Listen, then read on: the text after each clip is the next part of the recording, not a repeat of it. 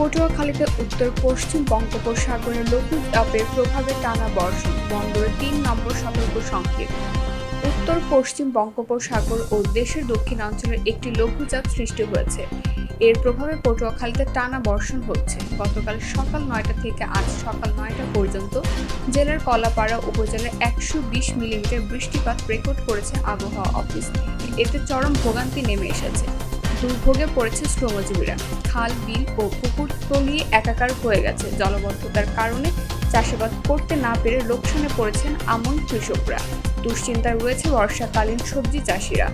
এদিকে কুয়াকাটা সংলগ্ন বঙ্গোপসাগর উত্তাল হয়ে উঠেছে। উপকূলীয় এলাকা দিয়ে ঝড়ো হাওয়া বয়ে যাওয়ার সংখ্যায় পায়রা সহ সব সমুদ্র বন্দরকে ৩ নম্বর স্থানীয় সতর্ক সংকেত দেখিয়ে যেতে বলা হয়েছে।